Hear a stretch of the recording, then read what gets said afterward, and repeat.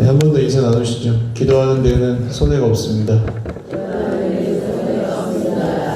네, 기도는 손해가 없습니다. 뭐 2시간을 앉아있든 10시간을 앉아있든 하나님께서 반드시 우리에게 남게 하실 것입니다. 마지막 한 번 더 인사하죠. 오늘 밤에도 승리합시다. 아멘. 뭐가 승리일까요? 네, 예수님이 믿어지면 그게 승리입니다. 할렐루야. 하나님 말씀 사도행전 23장입니다. 사도행전 23장 31절에서 24장 9절까지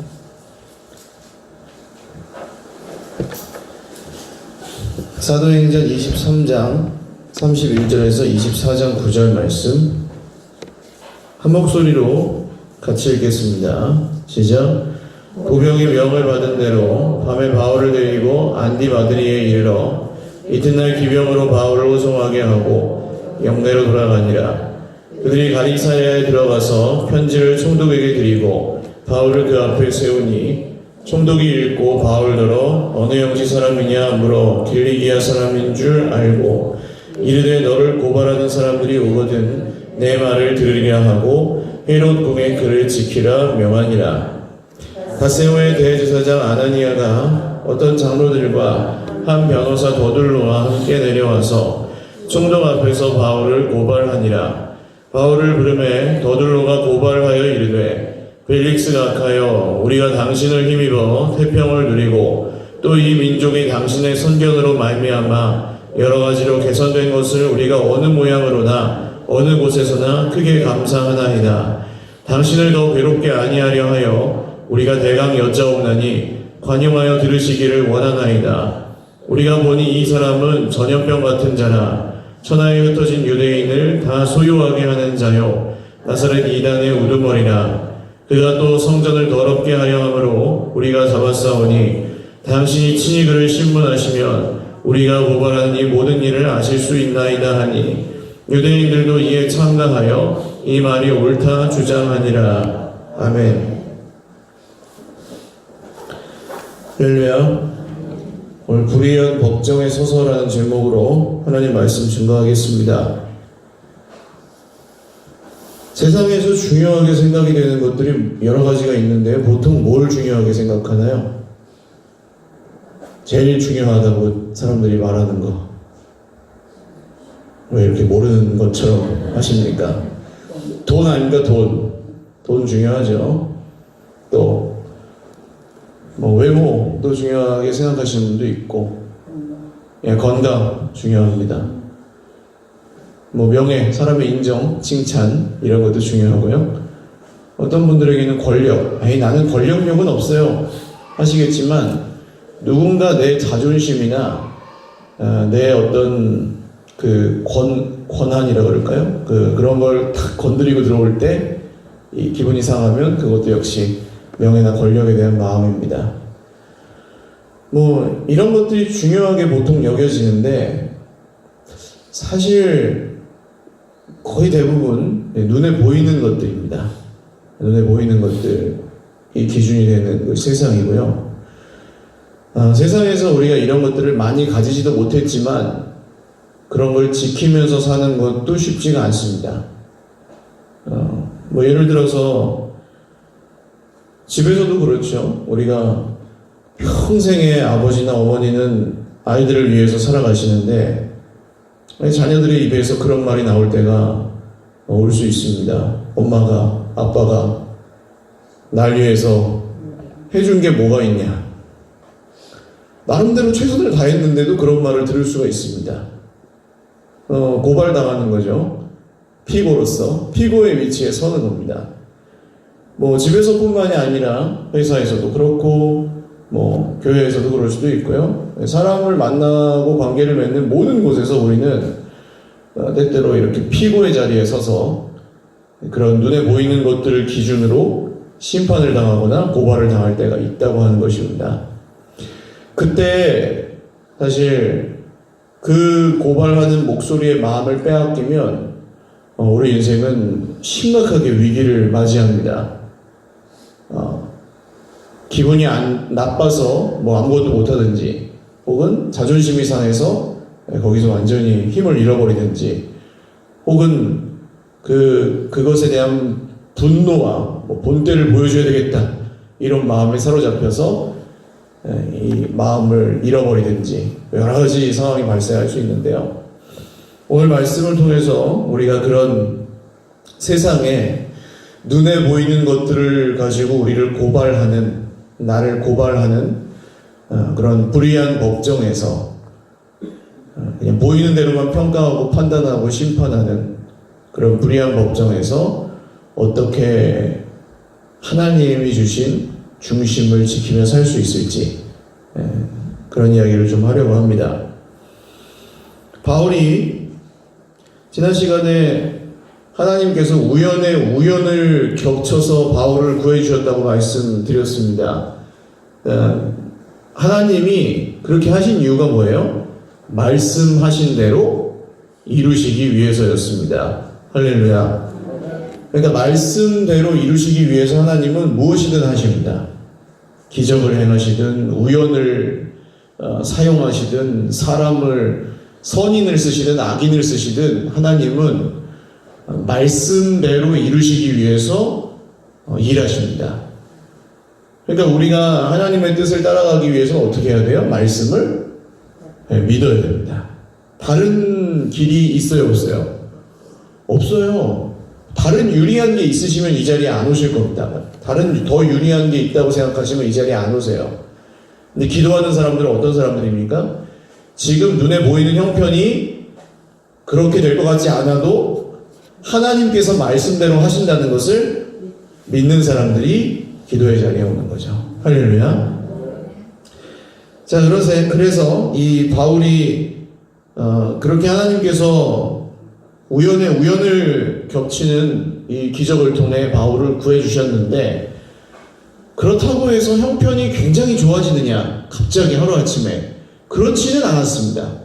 바울의 문제가 다 해결된 게 아니에요. 여전히 바울을 죽이기로 작정한, 바울을 죽이기 전에는 먹지도 마시지도 않겠다고 작정한 사람들, 유대인들 40명이 있었고, 대제사장 무리들과 바울의 대적자들은 어떻게 하면 바울을 죽일 수 있을까 호시탐탐 노리고 있었습니다.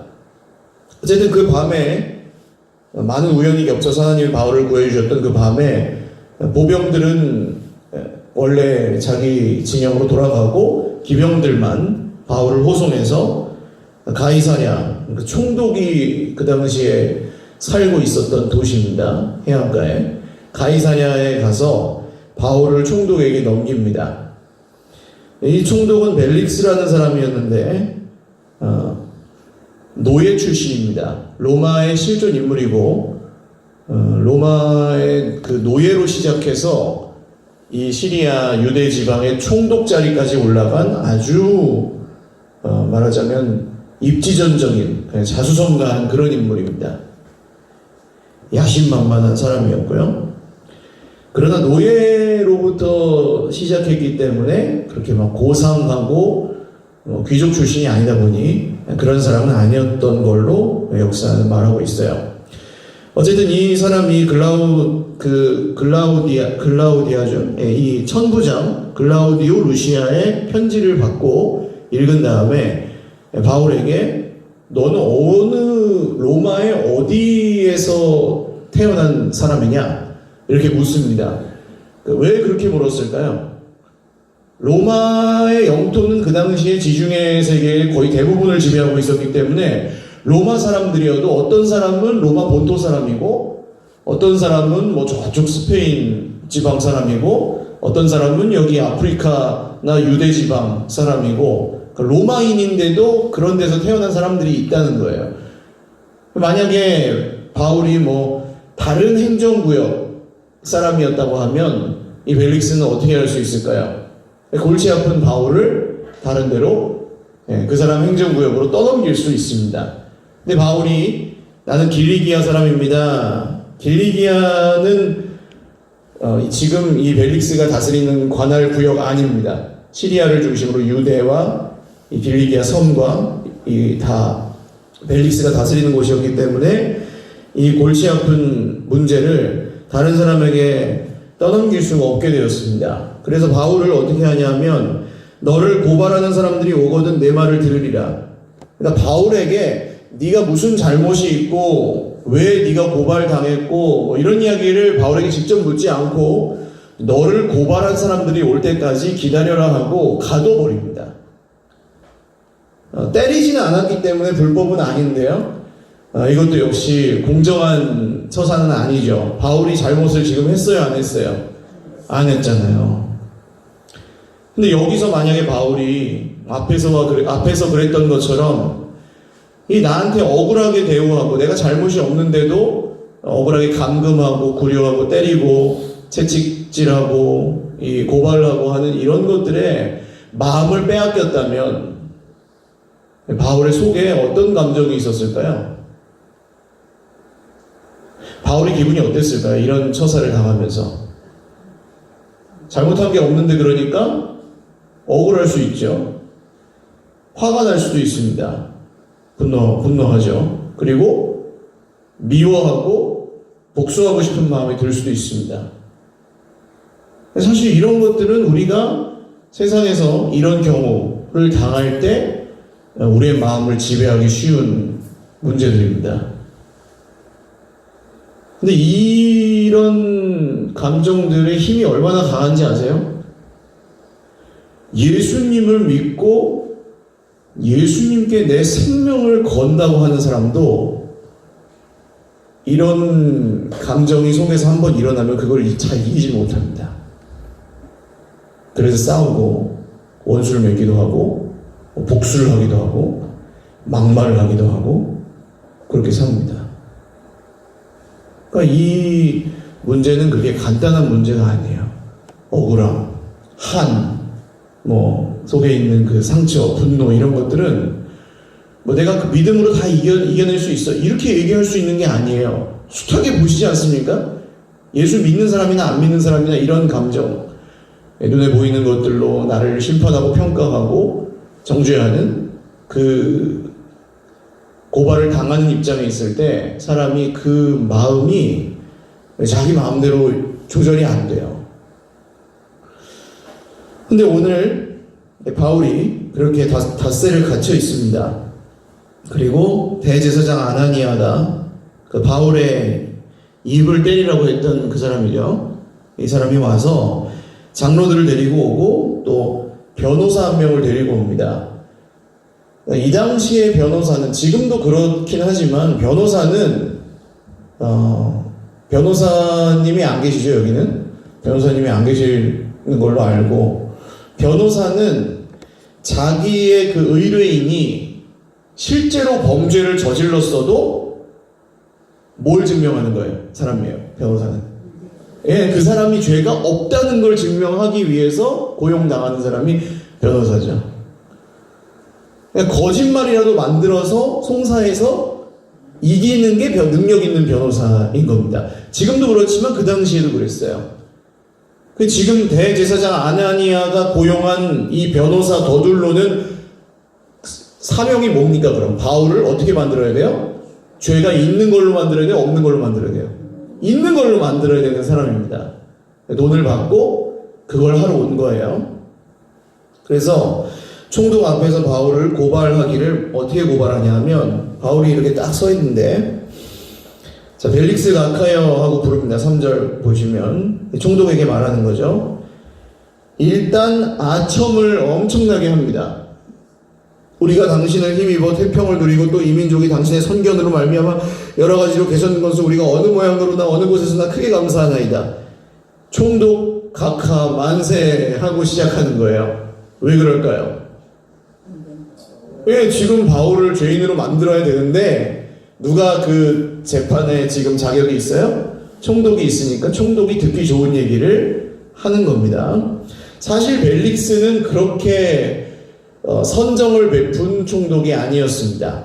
아까 노예 출신이라고 말씀드렸죠. 이 사람 좀 폭정을 하는 편이었고 이 당시에 정치적 입지가 또 그렇게 견고하지 않았습니다. 불안하니까 더욱 그런 철권 통치를 했던 걸로 기록하고 있는데요. 자, 그렇게 얘기하면서 당신을 더 괴롭게 아니하려 하여, 자, 더 기다리시게 하지 않고 제가 이 바울에 대한, 바울이 얼마나 죄인인지 말씀을 드리겠습니다 하면서 딱 바울에 대해서 첫 번째로 하는 말이 5절을 보시면 우리가 보니 이 사람은 전염병 같은 자라. 그 욕 중에 그게 있죠. 연병할, 네, 그 얘기입니다. 지금 전염병 같은 자라. 막을 수가 없는 정말 무슨 호환 마마, 예, 그런 존재다 바울이. 이게 한마디 딱 들을 때부터 어때요? 정말 모욕적이고 불쾌하고 말도 안 되는 얘기를 지어내서 하고 있는 것입니다. 천하에 흩어진 유대인을 다 소유하게 하는 자요. 그럴까요? 아무리 바울이 대단하다 그래도 무슨 천하에 흩어져 살아가는 모든 유대인을 다 소동하게 합니까? 이건 뭐 그냥 들어도 그럴 리가 없죠. 바울이 물론 이렇게 막 다니면서 전도를 하긴 했지만 무슨 천하에 흩어진 유대인을 다 소유하게 합니까? 과장이죠. 거짓과 과장, 그리고 나사렛 이단의 우두머리라. 나사렛 이단이 누구를 말하는 거죠? 예수님을 말하는 겁니다. 그러니까 그 당시에는 예수 믿는 사람들을 표현할 적당한 말이 없었기 때문에 나사렛 이단이다 뭐 이런 식으로 표현을 한 것 같아요. 그런데 이것도 누가 보기에 그렇습니까? 나사렛 이단은 유대인들, 대제사장과 바리새인들 뭐 이런 사람들이 보기에 예수님이 나사렛 이단이죠. 그리고 바울이 하지도 않은 일, 그가 또 성전을 더럽게 하려 함으로 우리가 잡아싸우니. 바울이 뭐 현장에서 잡힌 그럴 만한 일을 한 적이 없습니다. 오히려 이따가 바울이 또 변호도 자기가 하지만 바울은 그 많은 유대인들의 오해를 사지 않기 위해서 오히려 결례를 행하는 일에 따라가서 절차를 밟고 자기 돈을 들여서 머리를 깎게 해주고 이런 일들을 하고 있었지 성전을 더럽힌 적이 없습니다. 그러니까 전부 거짓말에 과장에 편향된 이야기를 하고 자기중심적인 이야기를 하면서 증거는 돼요, 못 돼요? 못 됩니다. 증거도 없이 객관적인 얘기도 안 하고 자기가 생각하는 대로 고발을 하고 있었어요. 그런데 이런 게 안 통해야 되는데 세상에서 통합니까? 안 통합니까? 통하는 경우가 상당히 많습니다. 오늘 같은 경우는 이게 어떻게 통할 거라고 생각을 하냐 하면 이 사람들이 다수죠. 바울은 혼자고 이 고발하는 사람들은 다수예요. 보통 교회를 가도 사람들이 그렇게 생각합니다. 보통 생각하기를 사람이 한 수천 명 되면은 이 교회는 어떤 교회인 거예요? 다 그렇게 생각하지는 않지만 그냥 보편적으로 사람이 많이 모이는 데는 이유가 있다. 이 교회는 괜찮은 교회일 것이다. 사람이 적게 모여있는 교회는요,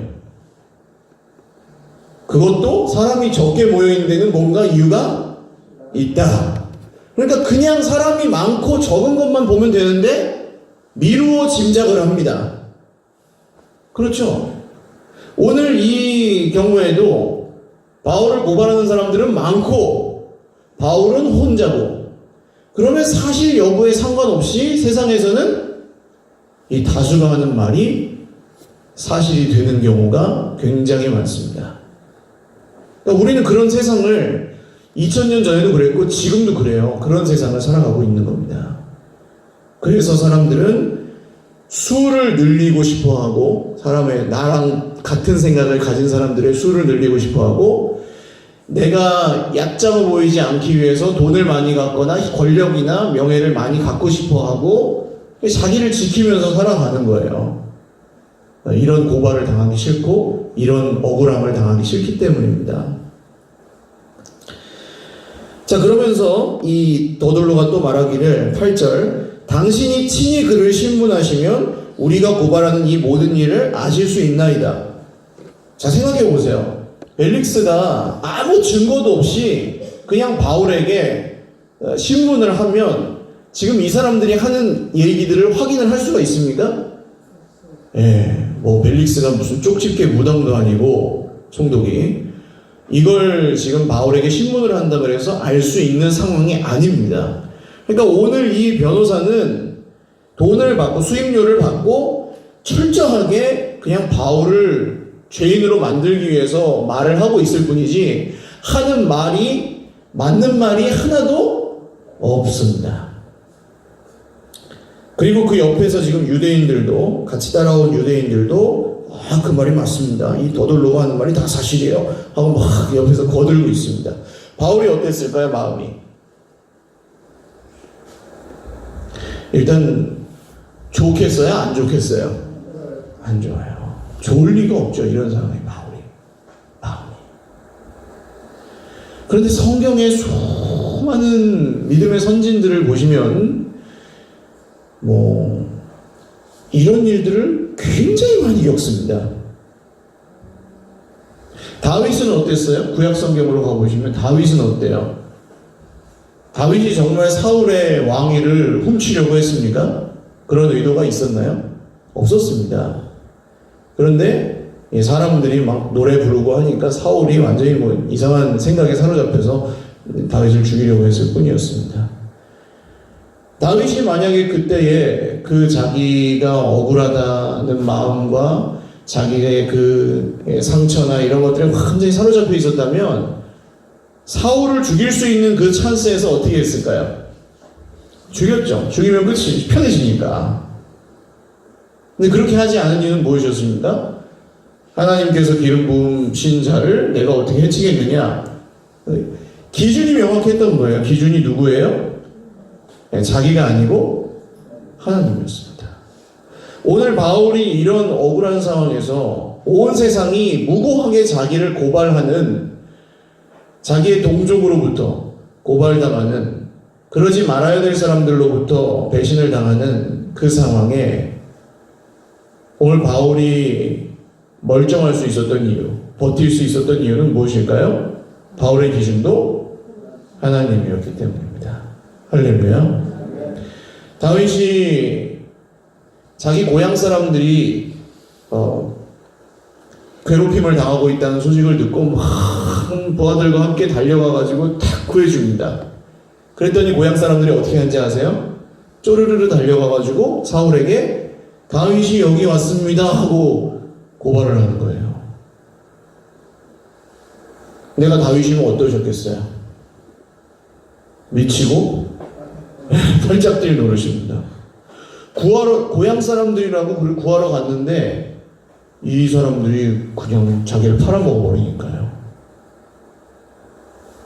자, 여러분, 그런데 이걸 진짜 가장 심하게 당하신 분이 한 분 계십니다. 누굴까요? 그분이 예수님입니다. 예수님이 한 막내 아들이면 좋은데 예수님은 큰형이었어요. 큰형. 아버지가 동생을 줄줄이 나놓고 일찍 돌아가셔 버렸습니다. 예수님은 세상을 구해야 되는데 이거 지금 어머니랑 홀어머니랑 동생들 먹여 살리느라고 30살까지 목수를 하셨잖아요. 그러면 동생들이 큰형한테 어떻게 해야 돼요? 형님, 형님이니까 당연하지. 이렇게 해야 돼요? 형님, 지금까지 우리를 먹여 살려주셔서 고맙습니다 해야 되죠. 정상이죠, 그게. 세상 사람들도 그 정도는 인사는 해야 안 해요? 하잖아요. 그런데 예수님이 이제 다 어느 정도 돼서 딱 이제 하나님의 아들로서의 사명을 시작하시니까 동생들이 어떻게 합니까? 야, 우리 형이 미쳤다 하고 잡으러 옵니다. 미치고 활짝 뛰는 것이죠. 도와주지는 못할 망정. 가만히나 있지. 형이 미쳤다고 잡으러 옵니다. 제자들을 예수님이 사랑하셨을까요? 안 사랑하셨을까요? 엄청나게 사랑하셨죠. 팔아먹는 제자까지도 끝까지 사랑하시잖아요. 근데 이 제자들이 한 명은 팔아먹고 한 명은 저주하고 부인하고 나머지는 다 도망가고. 십자가에 달리신 예수님의 마음이 어떠셨을 것 같으세요?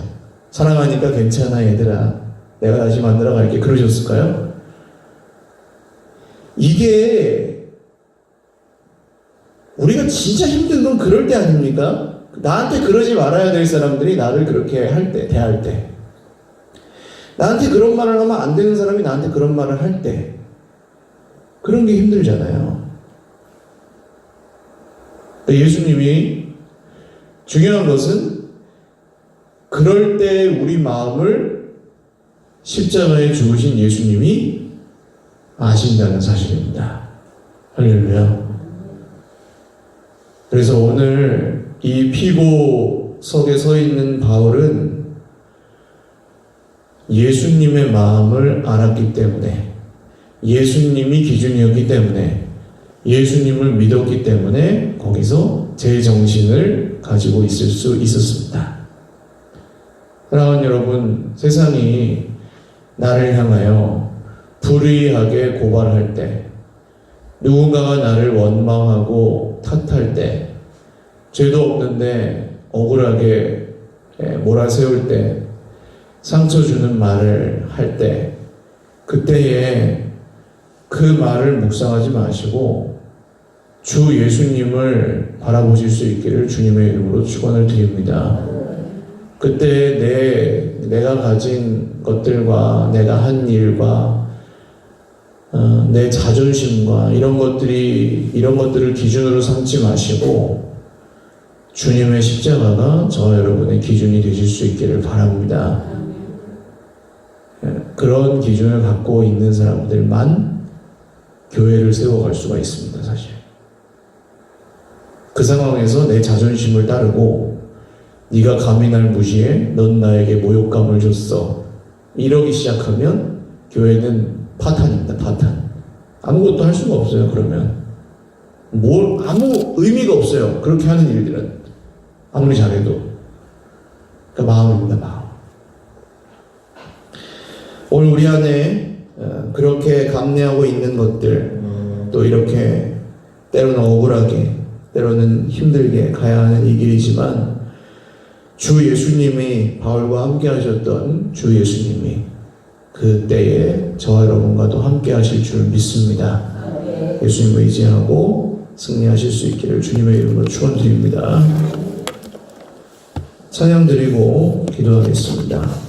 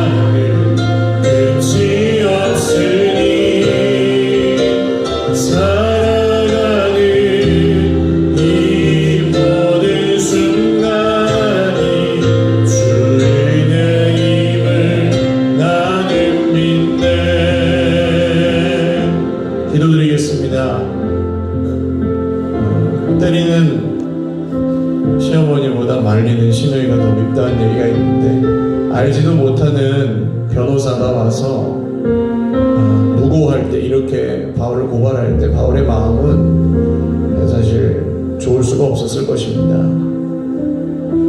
그러나 그때 바울의 소망은 그냥 단 한 가지였습니다. 주님이 나와 함께 계시고 주님이 말씀대로 이루실 거라는 걸 믿었다는 거 한 가지입니다. 교회를 세워가면서 사실 저도 어려운 때가 많습니다. 형편이 어려울 때도 많고, 어떤 주변의 평가에 제가 자유하지 못할 때도 있고, 때로는 저 자신도 저에 대해서 그렇게 만족하지 않을 때가 있어요. 많아요. 그런 거에 한번 사로잡히면 사실 확신 있게 제가 앞에서 하나님의 뜻을 증거하고 하는 것은 불가능합니다. 굉장히 쇼를 하든지 아니면 굉장히 고통스럽게 해야 되는 때가 옵니다. 다른 길이 없더라고요. 그럴 때 다른 길을 택하면 그냥 죽는 거고, 이상해지는 거고, 망가지는 거고, 믿는 수밖에 없었습니다. 주님이 주님의 교회를 세워가신다는 이 말씀을 믿는 것 외에는 살아남을 수가 없었습니다. 오늘 인생의 여러 가지 고난과 주변의 평가와 판단과 정죄와 한마디 한마디씩 툭툭 던지는 가까운 사람들의 말에 상처 입고 또 자유하지 못하고 휘둘리고 계셨다면, 오늘 바울이 믿었던 예수님이, 말씀대로 행하시는 주님이 나와 함께 계심을 믿으십시오. 그리고 말씀대로 끝까지 주시기를 간구하며 기도하실 수 있기를 바랍니다. 우리 주님 한번 부르고 말씀을 의지하여 기도하겠습니다. 주여, 하나님 아버지, 세상의 평가와 사람의 말과 판단과 정죄와 순간순간 우리에게 공격해 들어오는 사람의 말, 억울하게 만드는 것들, 자존심 상하게 하는 것들, 손해와 이익을 자꾸 찾게 만들고 성공과 실패를 자꾸 재게 만드는, 계산하게 만드는 세상의 기준들, 저희가 그 안에서 때로는 상처를 입고 때로는 힘들어하면서 살아갑니다. 불안해서 견딜 수 없을 때도 있고, 기분이 안 좋아서 자존심이 상해서 아무것도 못할 때도 있습니다. 주님, 우리를 긍휼히 여겨주셔서 그때 포기하지 않고, 하나님의 기준을 포기하지 않고, 주 예수님의 이름을 포기하지 않고 그 자리에서 마음을 지킬 수 있도록 저희들을 지켜 보호하여 주십시오. 성령께서 함께 하셔서 가정에서나 일터에서나 홀로 있을 때에도 참소하고 고발하는 모든 목소리들을 묵상하지 않게 하시고, 하나님이 주시는 믿음으로, 하나님이 주시는 내 가운데 담대하게 하시고, 그곳에서 내가 변호하지 못할지라도, 그곳에서 내가 말싸움에서 이기지 못한다 할지라도 주님이 계심을, 주님이 함께 계심을, 주님의 말씀대로 이루심을 우리가 믿고 그 자리에서 평안케 하여 주시옵소서.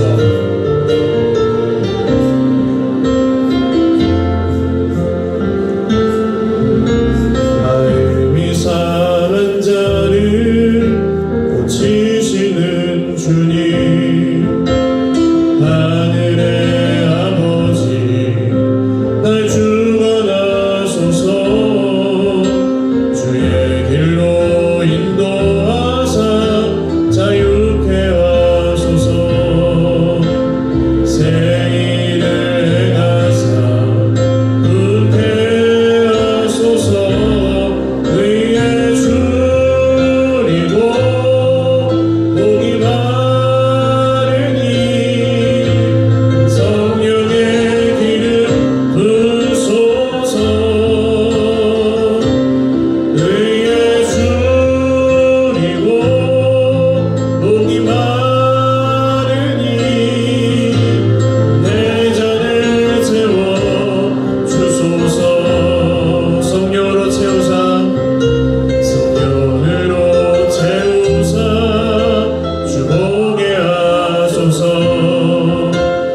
주의 임재 속에 은혜 알게 하소서. 주 뜻대로 살아가니 세상 끝날까지 나를 빚으시고 세상 열어주소서. 의에 줄이고 목이 마르니 성령의 기름 부으소서. 의에 줄이고 목이 마르니 내 잔을 채워 주소서. 의에 줄이고 목이 마르니 의에 줄이고 목이 마르니 성령의 기름 부으소서. 의에 줄이고 목이 마르니 내 잔을 채워 주소서.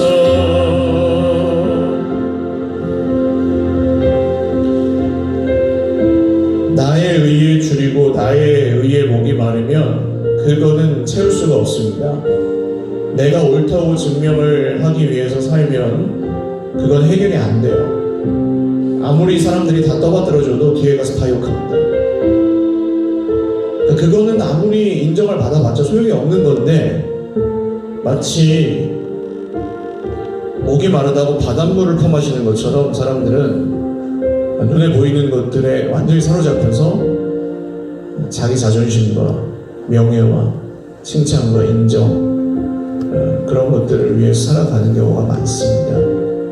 그런 세상을 살다 보니까 헷갈립니다. 우리도 나도 그렇게 해야 될 것 같고, 그렇게 하지 않으면 나를 지킬 수 없을 것 같고, 그렇게 안 하면 망할 것 같고, 그게 무너져가지고 막 어떻게 될 것 같고, 그런 불안에 시달립니다. 그래서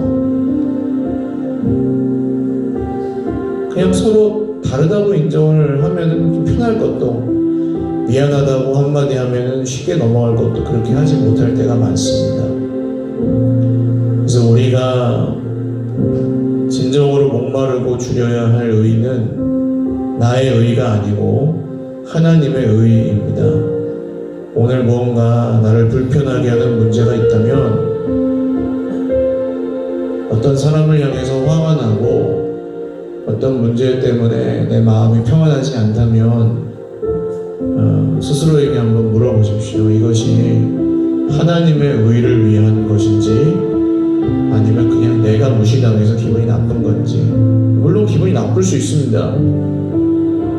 그러나 그렇게 있기를 하나님이 원하시지 않다는 거예요. 그리고 우리가 진정 하나님의 의에 줄이고 목말라서 주님을 찾는다면 주님은 그곳에서 우리를 내버려 두지 않으시고 반드시 우리의 마음을 고쳐주실 것입니다. 오늘 한 3분에서 5분 정도 기도하실 때 내 안에 있는 그런 상한 마음과 또 자존심, 또 지금 불편하게 느끼고 있는 것들, 또 하나님 앞에 좀 아뢰어야 될 개인적인 문제들 고백하며 기도하기를 원합니다. 우리 주님 찾고 기도하겠습니다. 주여, 주여, 주여. 하나님 아버지, 하나님의 의를 구하며 의에 줄이고 목마른 하나님의 사랑으로 살기를 원합니다. 나의 의가 아닌 하나님의 의를 위하여 살고, 나의 의를 증명하기 위해서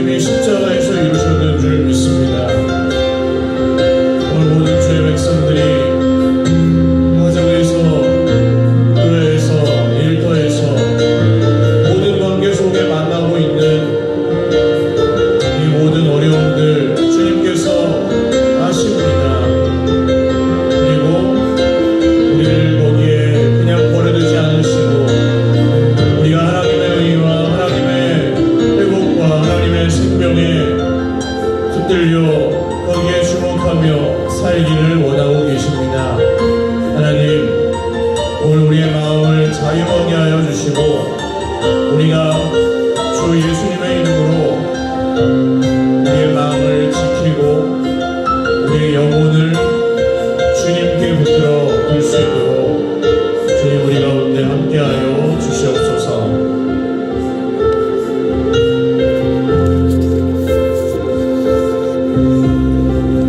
세상은 들리고 사람들은 변하여도 나는 주를 섬기리. 주님의 사랑을 영원히 변하지 않네. 나는 주를 신뢰해. 오직 믿음으로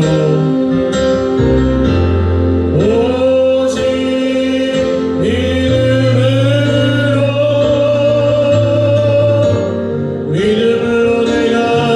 살리라. 오직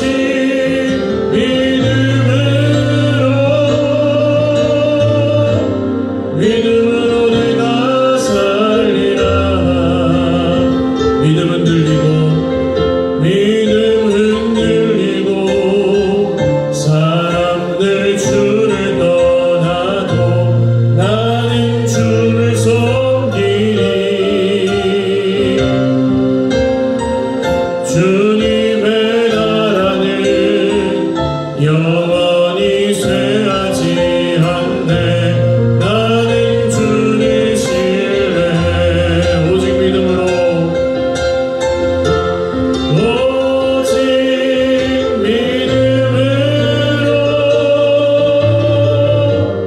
믿음으로 내가 살리라. 오직 믿음으로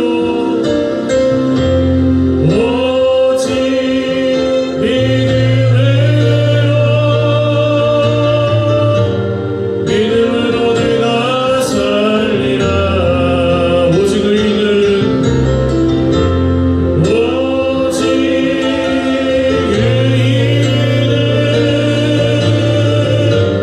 믿음으로 말미암아 살리라.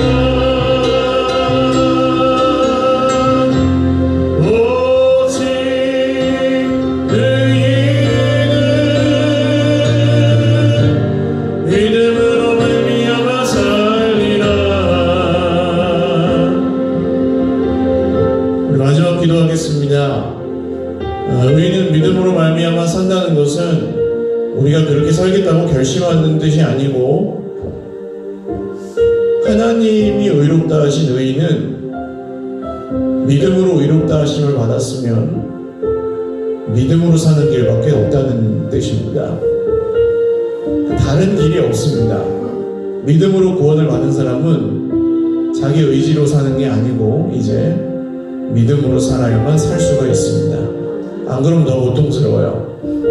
보화를 발견하고 시궁창에 살 수 없는 것과 똑같습니다. 천국을 선물로 받은 사람들은 더 이상 세상의 기준에 파묻혀서 살면 자기도 고통스럽고 다른 사람도 다 고통스러워요.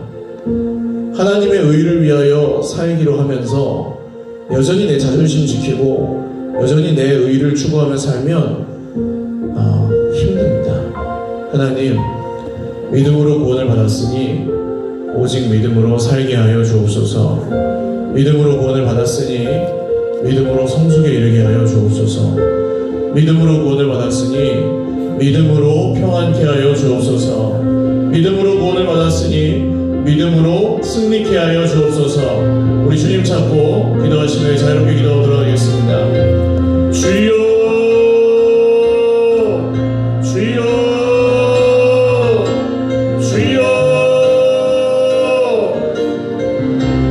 하나님 아버지, 믿음으로 구원을 받았으니 믿음으로 살기를 원합니다. 질병 앞에서 믿음으로 살기를 원합니다. 마음의 상처 앞에서 믿음으로 살기를 원합니다. 세상의